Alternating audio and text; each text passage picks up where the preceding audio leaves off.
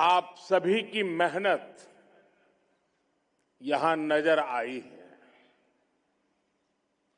आपने बहुत तालमेल के साथ अपना प्रदर्शन किया है। लेकिन साथियों, आज का दिन हमारे लिए एक बड़ा दुख लेकर भी आया है। आज सुबह ही महाराष्ट्र में दुखद विमान दुर्घटना हुई है। इस दुर्घटना ने महाराष्ट्र के उप मुख्यमंत्री अजीत पवार जी और कुछ साथियों को हमसे छीन लिया है। अजीत दादा ने महाराष्ट्र और देश के विकास में अपना बड़ा योगदान दिया है। विशेष रूप से गांवों के जीवन को बेहतर बनाने के लिए उन्होंने हमेशा आगे बढ़कर काम किया। मैं अजीत पवार जी के परिवार के प्रति संवेदना व्यक्त करता हूं। जिन साथियों को हमने इस हादसे में खोया है, इस पीड़ा की घड़ी में हम सभी उनके परिजनों के साथ हैं। साथियों, दुख और संवेदना के इन पलों के बीच मैं यहां मौजूद आप सभी कैडेट्स का, विभिन्न मित्र देशों से आए कैडेट्स और ऑफिसर्स का अभिनंदन भी करूंगा।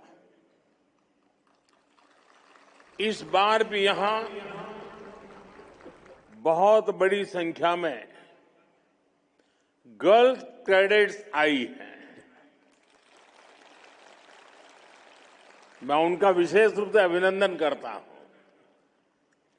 साथियों, एनसीसी एक ऐसा संगठन, एक ऐसा आंदोलन है जो भारत की युवा शक्ति को आत्मविश्वासी बनाता है, अनुशासित बनाता है, संवेदनशील बनाता है और राष्ट्र के लिए समर्पित नागरिक बनाता है। आप सभी हर साल अपनी भूमिका को और सशक्त कर रहे हैं।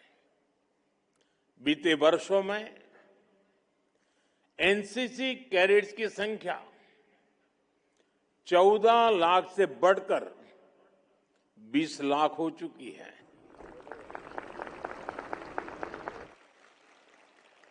खासकर हमारे बॉर्डर एरियाज में, कोस्टल एरियाज में एनसीसी कैडेट की संख्या में काफी वृद्धि हुई है। मेरे युवा साथियों, एनसीसी युवाओं का मंच है और इस मंच पर अपनी विरासत को भी गौरव के साथ जिया जाता है। जैसे इस वर्ष वंदे मातरम के 150 वर्ष होने का उत्सव एनसीसी ने पूरे जोश से मनाया है। अपने देश के कोने कोने में इससे जुड़े कार्यक्रम किए हैं। परमवीर सागर यात्रा भी इसी का उत्तम उदाहरण है। आप सभी जानते हैं, कुछ साल पहले सरकार ने अंडमान निकोबार के 21 द्वीपों को अपने परमवीर चक्र विजेताओं के नाम दिए थे। इसके पीछे राष्ट्र नायकों को सम्मान देने का जो भाव था, उसको आपने अपनी सेलिंग एक्सपीडिशन से आगे बढ़ाया है। इसी तरह लक्षद्वीप में द्वीप उत्सव के माध्यम से आपने सागर, संस्कृति, प्रकृति सबको एक साथ सेलिब्रेट किया है। साथियों, एनसीसी ने इतिहास को स्मारकों से निकालकर जन जन के हृदय में जीवंत बनाया है। आपने बाजीराव पेशवा की वीरता, महायोद्धा लसित बोरफुकन जी की कुशलता और भगवान बिरसा मुंडा के नेतृत्व को अपनी साइकिल रैली के माध्यम से जनचेतना जगाने का काम किया है।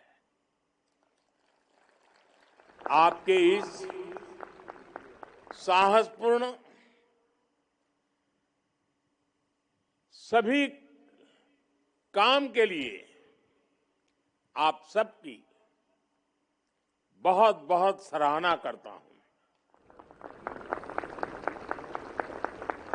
आज जिन साथियों को सम्मान मिला है, मैं उनको भी शुभकामनाएं देता हूं।